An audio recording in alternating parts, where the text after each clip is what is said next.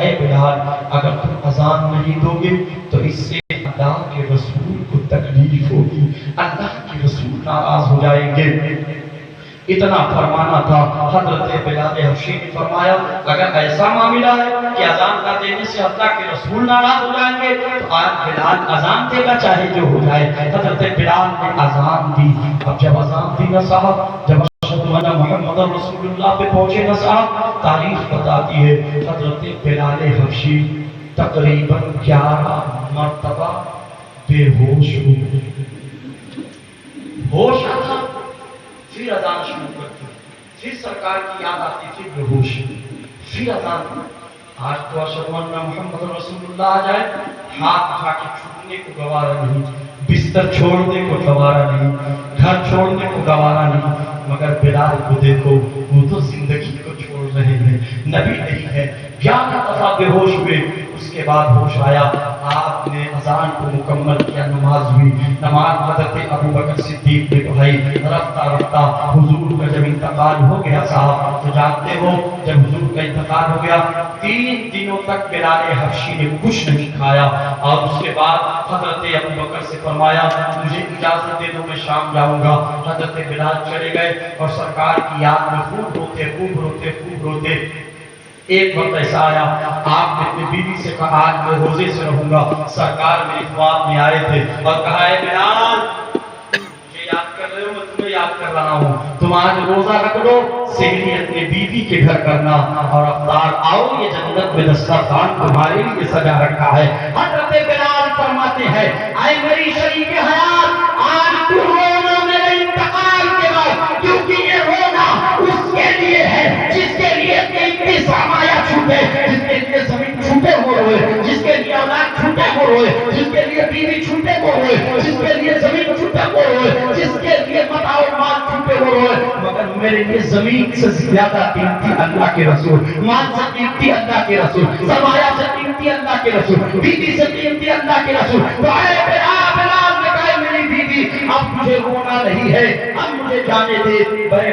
حضرت بلال حبشی کا بھی چند مہینوں سالوں کے بعد آپ کا انتقال ہو گیا۔ ادھر سرکار عالم صلی اللہ تعالی علیہ وسلم کا جب انتقال ہوا صاحب، اور انتقال ہونے کے بعد آپ کو آپ کے اہل بیت نے غسل دیا۔ جب غسل دینے کی کئی روایتیں ہیں، ایک روایت کو آپ نے سنت کی ہے، ایک روایت اور سنی، ایک روایت ایسی ہے کہ ایک صحابی تھے وہ فرماتے کہ میں نے سنا ہے جو سرکار کے نبی کے جسموں کو نہلاتے وہ دیکھتا ہے اس کی آنکھیں خراب ہو جاتی ہیں، اس کی آنکھیں جو ہے نابینا ہو جاتی ہیں۔ تو اس وقت کے صحابہ نے حضرت علی یا کسی اور ایک دو اور صحابی کے علاوہ اور یا پانی دینے والے تھے، ان سب کے آنکھوں پہ پٹیاں باندھ دی گئی صاحب تاکہ سرکار نے۔ اور آج کے حکم شرع یہی ہے کہ جب تم کسی میت کو غسل دو تو اس وقت جو کچھ دیکھو اس کا ذکر قطعی کسی بھی بندے سے نہ کرو، چاہے خوشبو آئے، چاہے بدبو آئے، چاہے کیسی بھی نجاست کا معاملہ ہو، اگر تم برداشت کر سکتے ہو تبھی دیکھو، اور غسل دیتے وقت زیادہ لوگ اندر نہ رہو کیونکہ ان کا سطر کھلا رہتا ہے۔ وہی حکم ہے نہلانے میں جیسے زندوں کو نہلانے میں ہے، اس طرح آپ نہلائیں۔ صحابی کا بیان، صحابیوں نے پٹیاں باندھی۔ جانتے ہوئے ایک صحابی حضرت عبداللہ بن زید تھے، ان کا بیان ہے جب انہوں نے سنا حضور کا انتقال ہو گیا، انہوں نے دعاؤں کے لیے ہاتھ اٹھا دیا، اے الہ العالمین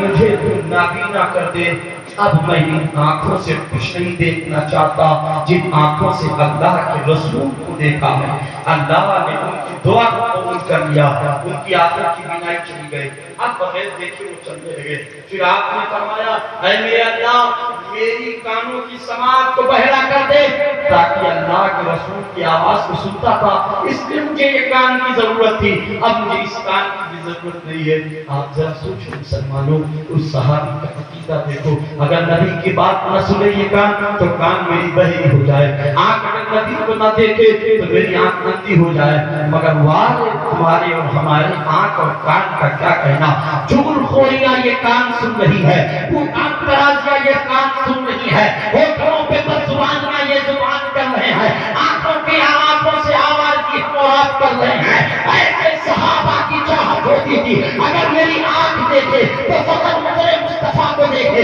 اگر میرے کان سنے تو فقط قال اللہ قال رسول کو سنائے اللہ اللہ وہ صحابی حضرت محترم وہ نابینا بھی ہو گئے اندھے بھی ہو گئے اور بہرے بھی ہو گئے لوگوں نے اشارہ کر کے ان کو لے کر کے آئے اور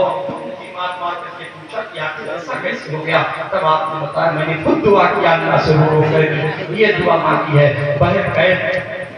آپ کو غسل دیا گیا اور غسل دینے کے بعد غسل دیتے وقت آواز آئی تھی کہ اللہ کے رسول انہیں غسل نہ دو بلکہ انہیں غسل کی ضرورت نہیں ہے تب تک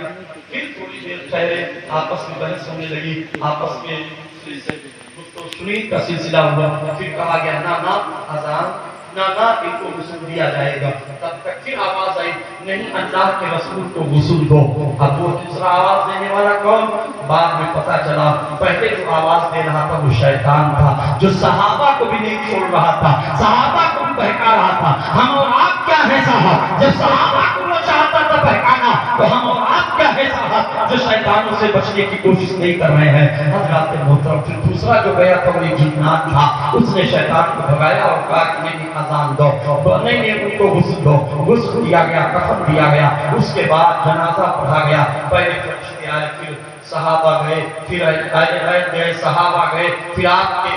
طرفہ نقبہ مریدین متوسلین سب جاتے رہے اور اس کے بعد بدھ کے رات کے حصے میں آپ کے جنازے کو لایا گیا سوموار میں ہوا انتقال اتنا وقت کا کیا اتنا دن روکنا نہیں چاہیے کچھ لوگ کہتے نہیں روکنا چاہیے روکنا مقصد نہیں تھا وہاں روکنے سے دو مقصد ہے ایک تو جس جگہ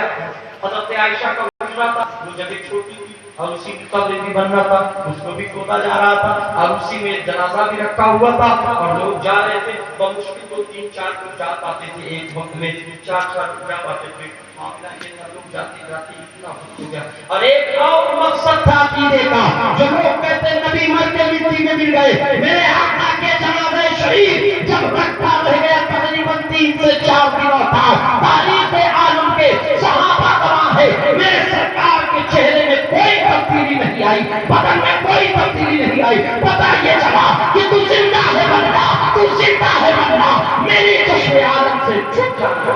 جا سبحان اللہ سرکار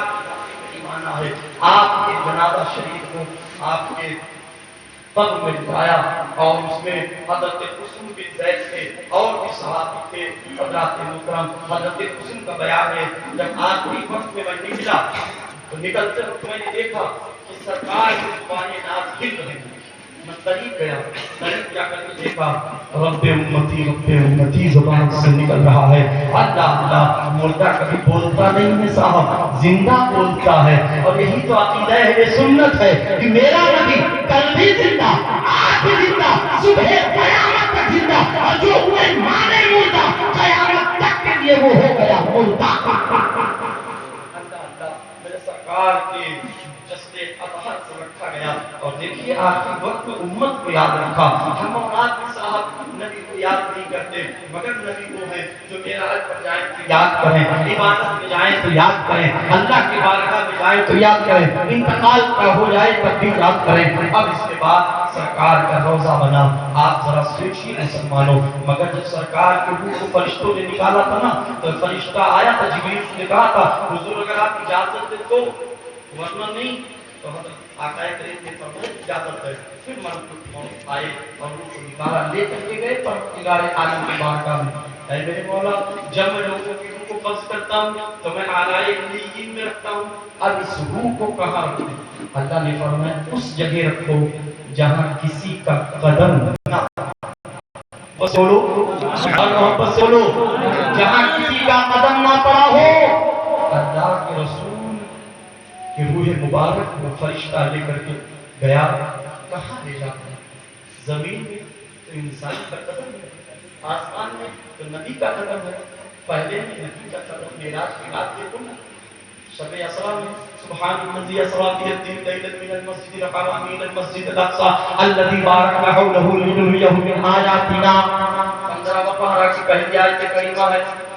15 پارہ کی سورۃ الحجر حضرات محترم میرے آقا کا قدم ہر جگہ ہے. اب جب وہ فرشتہ لے کر گیا مولا آخر میں اس روح کو رکھوں گا جدھر جاتا ہوں ادھر قدم ہے. زمین پر نظر ڈالوں قدم انسانیت ہے. اوپر آؤں آسمان پہلے آسمان پر نبی کا قدم, دوسرے آسمان پر نبی کا قدم, تیسرے آسمان پر نبی کا قدم, چوتھے آسمان پر نبی کا قدم, پانچویں آسمان پر نبی کا قدم, چھٹے آسمان پر نبی کا قدم, ساتویں آسمان پر نبی کا قدم اور سدرۃ المنتہا پر بھی نبی کا قدم. حد تو یہ ہے نامکا پر بھی نبی کا قدم ہے. اے میرے مولا جہاں تو ہے اس جگہ جو جگہ ہی نہیں ہے وہاں بھی مصطفیٰ کا قدم ہے. اب میں اسے کہاں لے جاؤں؟ اللہ نے فرمایا وہاں لے جاؤ جہاں مصطفیٰ کا قدم نہیں ہے. اب جب فرشتے نے تلاش کیا تو پتہ یہ چلا کہ جہاں بھی لے جائیں گے وہاں قدم مصطفیٰ ہے, مگر جہاں سے اس روح کو نکالا ہے اس جگہ قدم مصطفیٰ نہیں ہے. تو پھر وہ لے کر کے آئے اور بدن